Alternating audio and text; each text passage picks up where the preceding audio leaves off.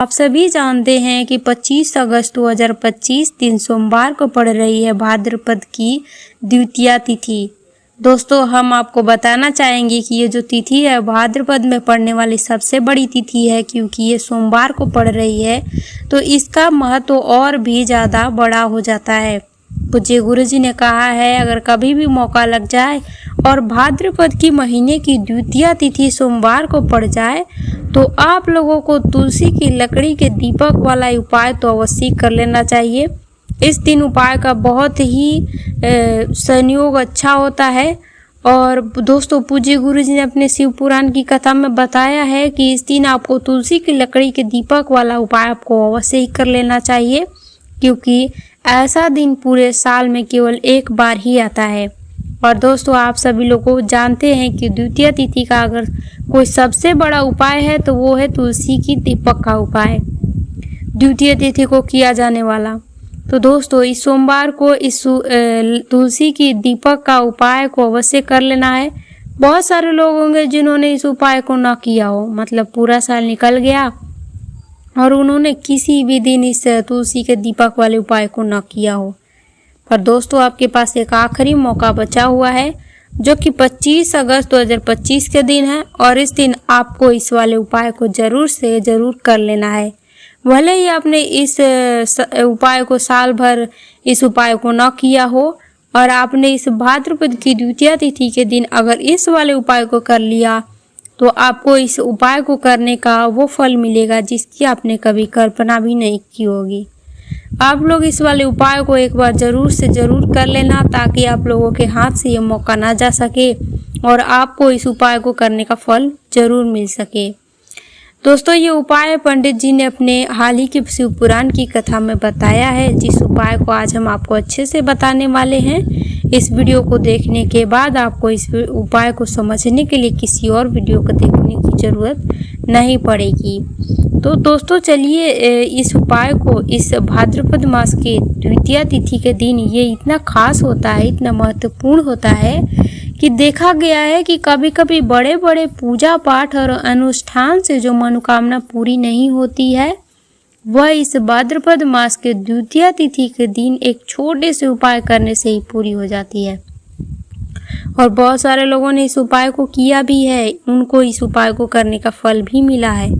अगर आप लोग भी इस वाले उपाय को सोमवार द्वितीया के दिन करना चाहते हैं तो आप इस उपाय को पहले अच्छे से समझ लेना, सुन लेना, उसके बाद इस उपाय को करना। इस उपाय को करने का फल आपको जरूर मिलेगा।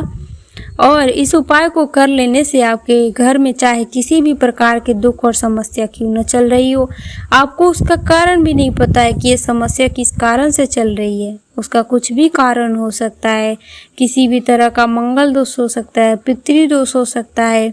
ये सारे सवालों के जवाब आपको इस वीडियो में मिल जाएंगे। और जो ये वीडियो देखेगा उसको तुलसी की लकड़ी का दीपक वाला उपाय तो ज़रूर कर लेना चाहिए, क्योंकि इस दिन तुलसी की लकड़ी के दीपक का बड़ा विशेष महत्व होता है। और जब बात आ जाए तुलसी की तो ये उपाय और सोने पे सुहागा वाली बात हो जाती है। तो इस सोमवार द्वितीया तिथि का तो अब दोस्तों, इस तुलसी के दीपक को आखिर करना किसको है, इस उपाय को, तो सबसे पहले हम लोग ये बात जान लेते हैं। तो देखो, घर की जो बड़ी माताएं बहनें होती हैं, उन माताओं बहनों में से कोई भी एक माता या बहन इस वाले उपाय को कर सकती हैं, हर उपाय की तरह। जैसा कि हर उपाय को हम बताते हैं कि हर माताएं बहनें इस उपाय को कर सकती हैं। अब अगर आप चाहो तो अपने घर के सभी सदस्य को भी इस उपाय को करवा सकते हो। अगर किसी व्यक्ति की कोई खुद की मनोकामना है, कोई खुद का दुख और परेशानी है जो कि वह अपने लिए ही करना चाहता है, तो इस वाले उपाय को वो खुद अपने लिए भी कर सकता है। अगर कोई घर में ऐसा है जो कि अपने पूरे घर परिवार की सुख शांति के लिए ये वाला उपाय करना चाहता है, तो वह भी कर सकता है। इसमें कोई दिक्कत वाली बात नहीं है। कहने का मतलब ये है कि इस उपाय को हर एक सदस्य भी कर सकता है, और पूरे घर परिवार के सदस्यों के लिए घर की बड़ी माताएं बहनें में से कोई भी माता या बहन कर सकती है।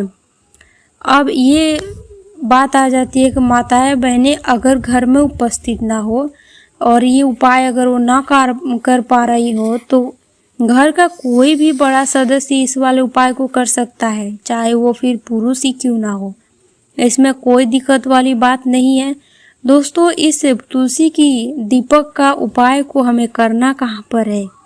इसे करना है भगवान श्री हरि विष्णु के मंदिर में जाकर, या भगवान श्री कृष्ण के मंदिर में जाकर, या अगर घर में तस्वीर है भगवान श्री कृष्ण की तो उस तस्वीर के सामने। बहुत सारे लोग प्रश्न करते हैं हर एक उपाय को करते समय कि क्या हम तुलसी के दीपक वाले उपाय को घर पर भी कर सकते हैं? तो हाँ, आप इस तुलसी के दीपक वाले उपाय को घर पर भी कर सकते हैं और मंदिर में भी कर सकते हैं। अगला प्रश्न निकल कर आता है इस उपाय को लेकर कि आखिर हमें इस तुलसी के दीपक वाले उपाय को किस समय करना है? सुबह के समय करना है कि शाम के समय करना है? तो देखो, इस वाले उपाय को आप सुबह के समय भी कर सकते हो और शाम के समय भी कर सकते हो, यानी शाम के प्रदोष काल के समय भी कर सकते हो।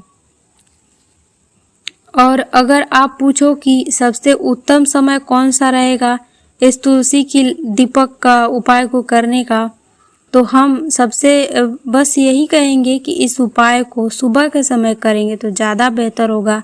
बाकी अगर प्रदोष काल के समय भी करेंगे तो अच्छा रहेगा।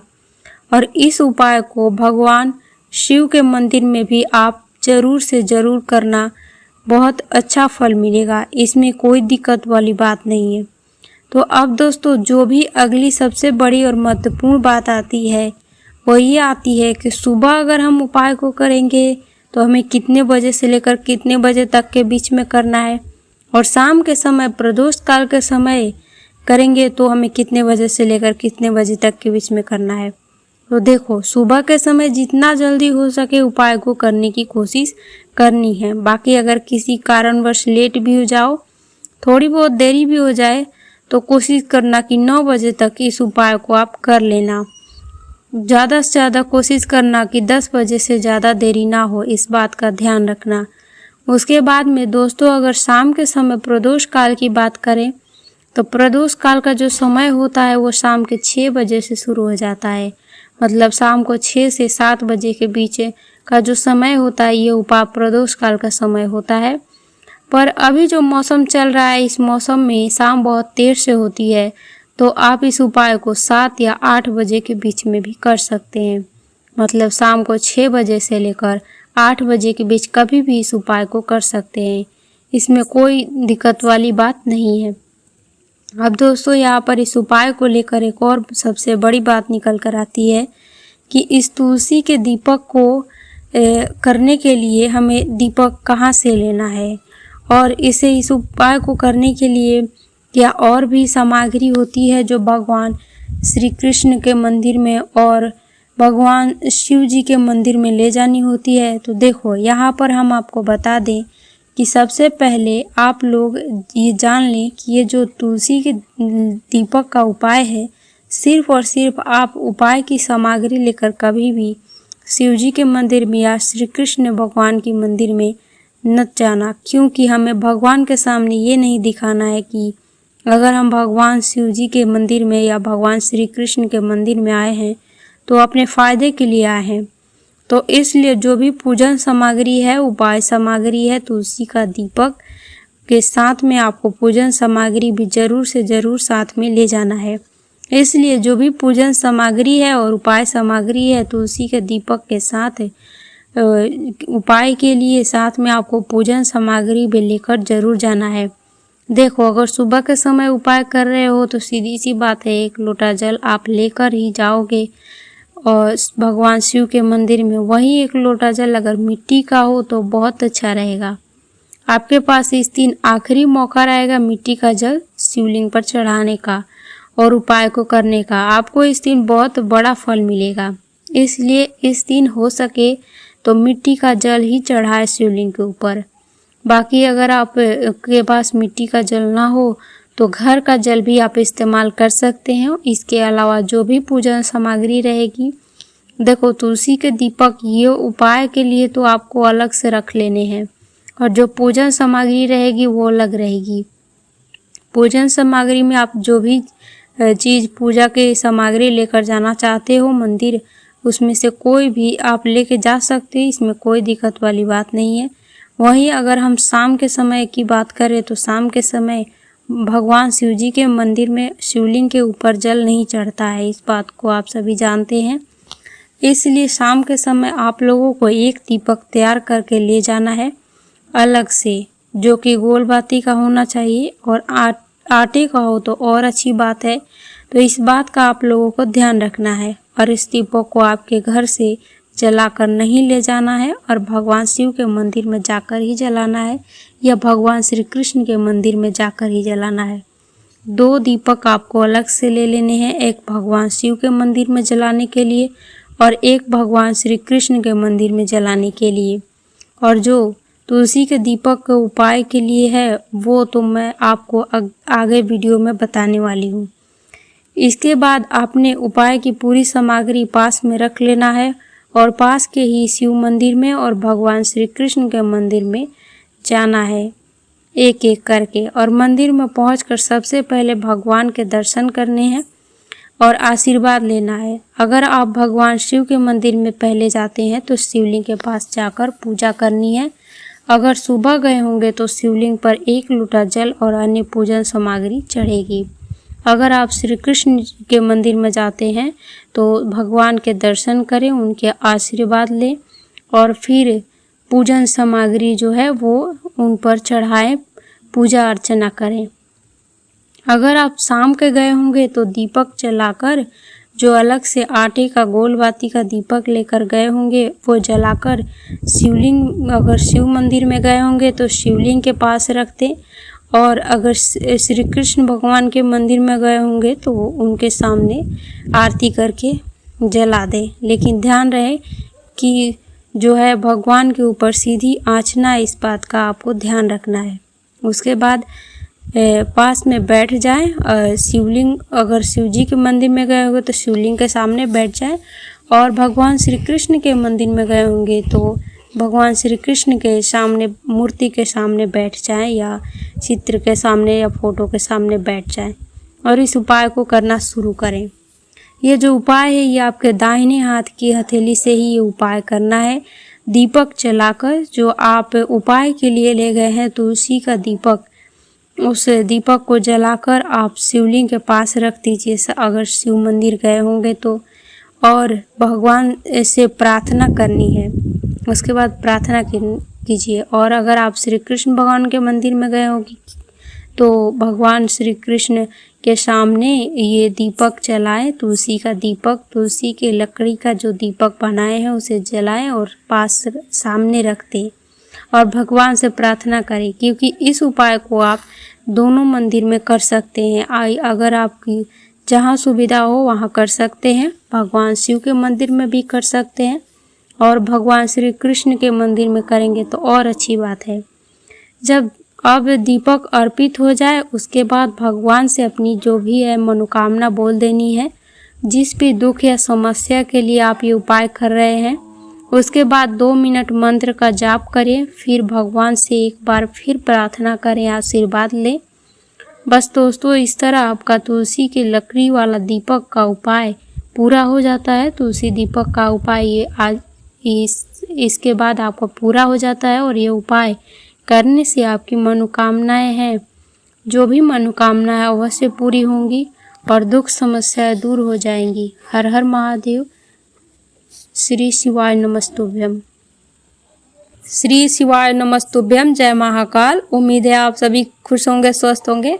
आप सभी जानते हैं कि 25 अगस्त 2025 दिन सोमवार को पड़ रही है भाद्रपद की द्वितीया तिथि। दोस्तों, हम आपको बताना चाहेंगे कि ये जो तिथि है भाद्रपद में पड़ने वाली सबसे बड़ी तिथि है, क्योंकि ये सोमवार को पड़ रही है तो इसका बहुत ही बड़ा और विशेष महत्व हो जाता है। पूज्य गुरु जी ने कहा है, अगर कभी भी मौका लग जाए और भाद्रपद की महीने की द्वितीया तिथि सोमवार को पड़ जाए तो आप लोगों को ये मात्र 31 चावल के दाने और 1 चुटकी हल्दी वाला उपाय तो अवश्य कर लेना चाहिए। इन दोनों का संयोग बहुत ही कम आता है। और दोस्तों, पूज्य गुरु जी ने अपने शिव पुराण की कथा में बताया है कि इस दिन आपको 31 चावल के दाने और 1 चुटकी हल्दी वाला उपाय आपको अवश्य ही कर लेना चाहिए। क्योंकि ऐसा दिन पूरे साल में केवल एक बार ही आता है। और दोस्तों आप लोग जानते हैं कि द्वितीया तिथि का अगर सबसे बड़ा कोई उपाय है तो वो है 31 चावल और 1 चुटकी हल्दी का उपाय। द्वितीया तिथि को किया जाने वाला उपाय। तो दोस्तों इस सोमवार को इस 31 चावल और 1 चुटकी हल्दी वाले उपाय को अवश्य करना है। बहुत सारे लोग होंगे जिन्होंने इस उपाय को न किया हो, मतलब पूरा साल निकल गया और उन्होंने किसी भी दिन इस 31 चावल के दाने और 1 चुटकी हल्दी वाले उपाय को न किया हो। पर दोस्तों आपके पास एक आखिरी मौका बचा हुआ है जो कि 25 अगस्त को है, और इस दिन आपको इस वाले उपाय को जरूर कर लेना है।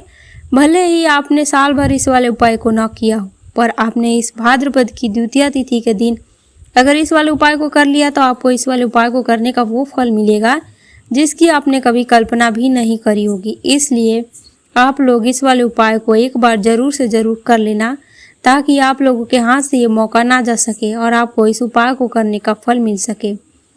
दोस्तों ये उपाय पंडित जी ने अपने हाल ही के शिव पुराण की कथा में बताया है।